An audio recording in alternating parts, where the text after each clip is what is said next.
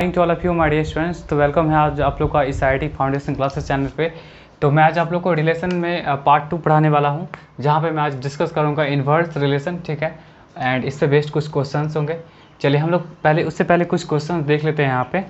जैसे अगर आपके पास डोमेन एंड रेंज के बारे में हम लास्ट क्लास में मैंने बताया था आप लोग को, तो डोमेन और रेंज कैसे निकाला जाता है। तो यहाँ पर आपका कोई रिलेशन यहाँ पर इस तरह से डिफाइंड है। देखिए आपका जो रिलेशन है वो क्या है, R equal to x x plus 5, और जहाँ पे आपका x बिलोंग कर रहा है किस चीज़ से, x का जो वैल्यू है वो क्या क्या हो सकता है आपका 0 to 5 हो सकता है।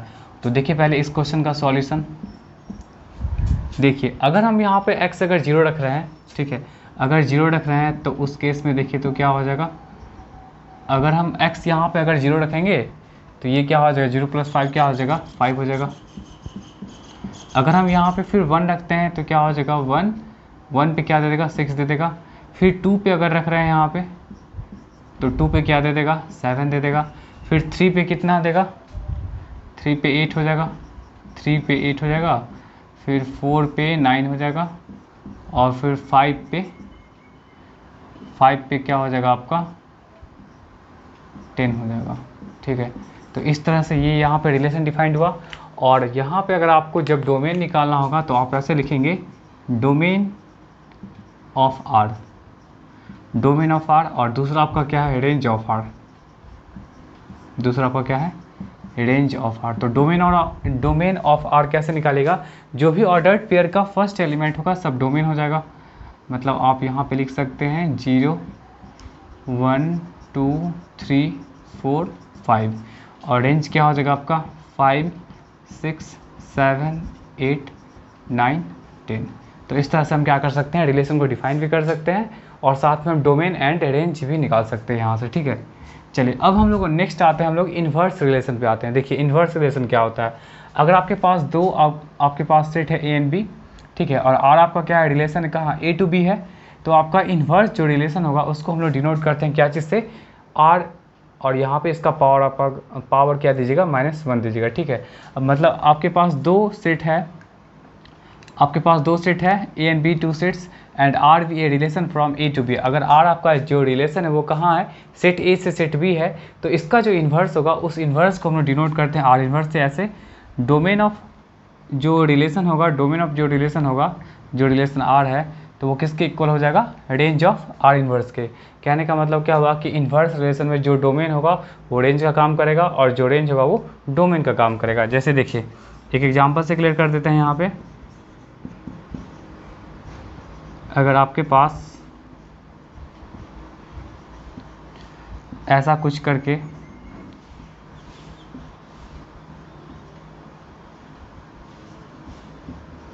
देखिए, ऐसा अगर आपके पास कोई रिलेशन डिफाइंड है, ठीक है, अगर ऐसा आपके पास रिलेशन डिफाइंड है तो अगर इसका आप इन्वर्स निकालेगा, ठीक है, इन्वर्स अगर आप यहाँ पे कैलकुलेट कर रहे हैं तो इन्वर्स का मतलब क्या हो जाएगा, आप क्या कर सकते हैं, ये आपका ए टू बी है, ठीक है, ये आपका क्या हो जाएगा, ए टू बी है, और आपका जब इन्वर्स होगा तो मतलब बी टू ए हो जाएगा, ठीक है। तो इसका इन्वर्स आप कैसे निकालेगा, बस आप इसको इंटरचेंज कर सकते हैं। मतलब 1 2 को आप 2 1 में कन्वर्ट कर सकते हैं, यहाँ पे आप 4 3 में कन्वर्ट कर सकते हैं। फिर आप क्या कर सकते हैं 8 5, फिर आपका क्या हो जाएगा -7 6। तो ये आपका क्या हो जाएगा, एक इन्वर्स रिलेशन हो जाएगा, ठीक है। चलिए अब जैसे देखिए आप इसका अगर आप डोमेन निकालते हैं, इसका डोमेन निकालिए, डोमेन ऑफ आर। तो डोमेन ऑफ आर क्या है, यहाँ पे हो जाएगा किसी भी ऑर्डर्ड पेयर का आपका फर्स्ट जो एलिमेंट होता है वो क्या कहलाता है, आपका डोमेन कहलाता है। तो आप यहाँ पे यूज कर सकते हैं 1 3 5 6, ये डोमेन हो जाएगा। अगर आप इसी का रेंज निकाल रहे हैं, ठीक है, अगर रेंज निकालना है तो रेंज यहाँ पे क्या हो जाएगा, रेंज ऑफ आर अगर आप बात करेंगे तो रेंज का मतलब क्या हो जाएगा 2 4 8 -7। देखिए ये तो आपका क्या निकल गया, आर का निकल गया। अगर आप यहाँ पे आर इन्वर्स का कैलकुलेट कर रहे हैं डोमेन, अगर आप आर इन्वर्स का अगर डोमेन कैलकुलेट कर रहे हैं तो आपको कुछ नहीं करना है। यहाँ देखिए आर इन्वर्स कैलकुलेटेड है, तो यहाँ पे जो पहला वाला एलिमेंट होगा वो क्या हो जाएगा, आपका डोमेन हो जाएगा। तो यहाँ पे इसको 2 4 8 -7, ठीक है। और अगर आप इसका रेंज का बात करेंगे, सॉरी इन्वर्स कर लीजिए, रेंज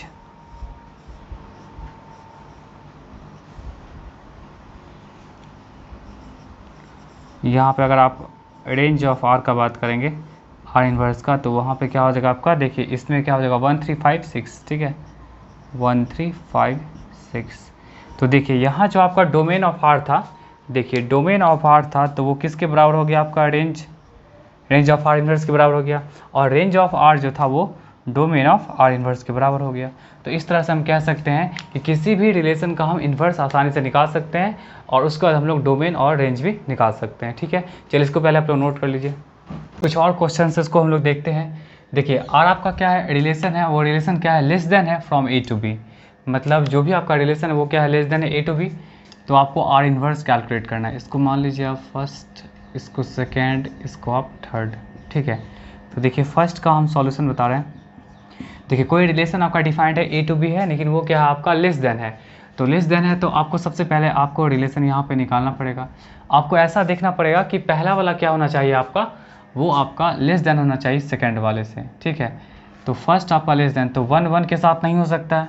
ठीक है, तो 1 और 3 हो सकता है। देखिए फर्स्ट वाला जो आपका एलिमेंट है वो आपका सेकंड वाले से क्या है, लेस देन है। फिर 1 का 5 के साथ हो सकता है। ठीक है, उसी तरह देखिए तो अगर आप बात करेंगे 2 का 1 के साथ, तो 2 का 1 के साथ नहीं हो सकता है। ठीक है, 2 का 1 के साथ इसलिए नहीं हो सकता है क्योंकि आपका क्या है कि 2 आपका बड़ा है।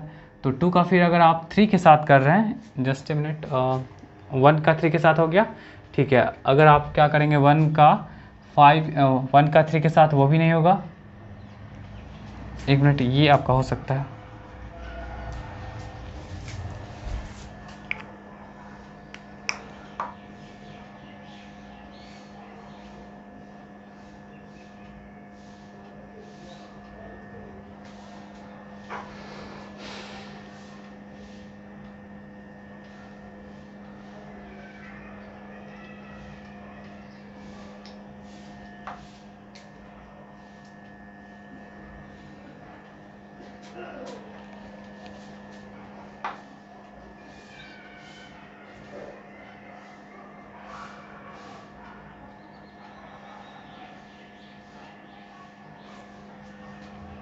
चलिए देखिए, ये आपका रिलेशन क्या बोल रहा है, आपका less than from A to B है।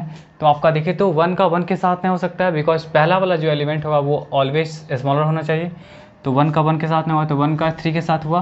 फिर आप बोल सकते हैं 1 का 5 के साथ, ऐसा कुछ हो गया। चलिए फिर 2 का तो 1 के साथ नहीं हो सकता है क्योंकि 2 बड़ा हो जाएगा। फिर 2 का 3 के साथ हो सकता है। फिर आपका 2 का 5 के साथ भी हो सकता है ऑर्डर पेयर। फिर अगर आप 3 का 3 से बात करेंगे तो वो भी नहीं हो पाएगा। तो नेक्स्ट हम 3 का 1 के साथ, वो भी नहीं हो पाएगा। 3 का 3 के साथ वो भी नहीं हो पाएगा। 3 का 5 के साथ, यस ये हो जाएगा आपका।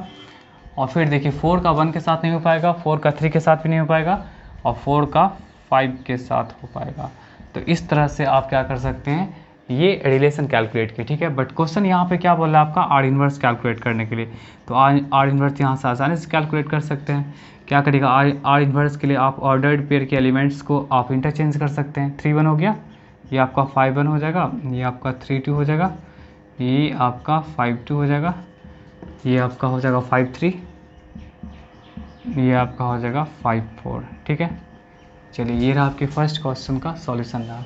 ठीक है, अब देखिए सेकंड क्वेश्चन जो बोल रहा है आपका, सेकंड क्वेश्चन में क्या बोल रहा है कि आपका एक्स वाई रिलेशन जो है वो आपका एक्स वाई ऐसा है जहाँ पे सच डैट 4x + 3y = 20 है। तो 4x + 3y = 20 है, और वो भी रिलेशन किसके लिए डिफाइंड है, नेचुरल नंबर के लिए डिफाइंड है। तो नेचुरल नंबर देखिए, सबसे पहली बात कि आपको सारे ऑप्शंस को चेक करना पड़ेगा। तो ये ऑप्शन को अगर चेक करेगा तो ये ऑप्शन तो वैसे ही चला जाएगा। कैसे, क्योंकि ये ऑप्शन में -4 है, तो -4 तो नेचुरल नंबर होता ना, तो ये ऑप्शन ऐसे ही चला जाएगा। ठीक है, इस ऑप्शन को भी देखिए तो ये भी ऑप्शन ऐसे चला जाएगा क्योंकि ये आपका 0 क्या है, नेचुरल नंबर है नहीं।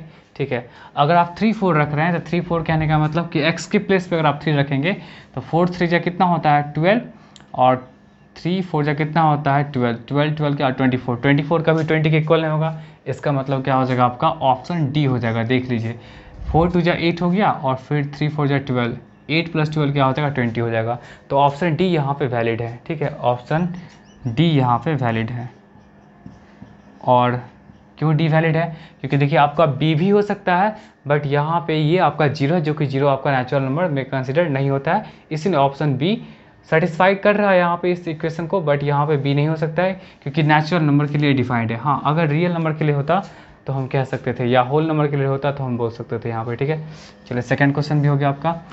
थर्ड क्वेश्चन देखिए, तो थर्ड क्वेश्चन में क्या बोल रहा है आपका, थर्ड क्वेश्चन बोला आपका ए आपका 1 2 3 है, बी आपका 3 7 9 है, और आपका y इक्वल टू 2x+1 दिया हुआ है, जहाँ पे रिलेशन a to b है। तो y इक्वल टू 2x+1 है, तो x का वैल्यू आप क्या करेगा, ये वाला यूज होगा, ठीक है। आप x का वैल्यू इसको रखिए। तो अगर आप यहाँ पे 1 रख रहे हैं तो क्या हो जाएगा, देखिए अगर आपका रिलेशन कैसे बनेगा यहाँ पे, अगर x का वैल्यू यहाँ पे 1 रखेगा तो क्या बन जाएगा आपका 3 बन जाएगा, तो 1 पे 3 आ गया, ठीक है। उसके बाद अगर आप 2 रख रहे हैं यहाँ पे, तो 2 2 या 4 + 1 क्या हो जाएगा 5, तो 2 पे कितना दे देगा आपका 5 दे देगा। और अगर आप 3 रख रहे हैं यहाँ पे, तो 3 पे कितना देगा 3 2 या 6 + 1 7 देगा, ठीक है। ये तो आपका रिलेशन R हो गया। बट यहाँ पे कैलकुलेट करने के लिए क्या बोला जा रहा है आपका R इन्वर्स। तो R इन्वर्स के लिए आप सिंपली क्या करेगा, आप इसको इंटरचेंज कर सकते हैं, ठीक है, इंटरचेंज कर सकते हैं। तो इंटरचेंज आप ऐसे ही कर सकते हैं, देखिए इस तरह से आप क्या कर सकते हैं, इसको इंटरचेंज कर सकते हैं, ठीक है। चलिए इसको नोट कर लीजिए आप लोग। हम लोग नेक्स्ट आते हैं representation of relation. Representation of relation. देखिए रिलेशन को हम लोग कितने तरीके से रिप्रेजेंट कर सकते हैं, ठीक है। तो रिलेशन को हम लोग क्या कर सकते हैं, 5 तरीके से, 5 वेज में रिप्रेजेंट करते हैं। आप ऐसे इसको लिख सकते हैं, relation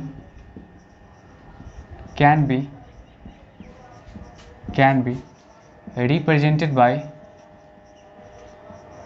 represented by 5 different ways, 5 different ways। Relation को हम लोग 5 डिफरेंट वेज में रिप्रेजेंट कर सकते हैं, ठीक है। तो कौन कौन सा वेज होगा आपका, फर्स्ट हो जाएगा by roster form, roster form के हेल्प से कर सकते हैं। सेकंड आपका हो जाएगा by set builder form, set builder form. Third आपका हो जाएगा क्या, by arrow diagram, arrow diagram से भी हम लोग रिप्रेजेंट करते हैं, बाय एरो डायग्राम। फिर फोर्थ आपका हो जाएगा by lattice method, lattice method. और फिर लास्ट आपका हो जाएगा क्या, बाय टैबुलर, टैबुलर फॉर्म, ठीक है। तो ये सारा मेथड्स है जहाँ पे हम लोग सेट्स को जहाँ पे हम लोग क्या कर सकते हैं, किसी रिलेशन को रिप्रेजेंट कर सकते हैं, ठीक है। तो एक एक करके हम लोग सारे मेथड्स का डिस्कशन करेंगे नेक्स्ट वीडियो में। तब तक के लिए टाटा बाय बाय।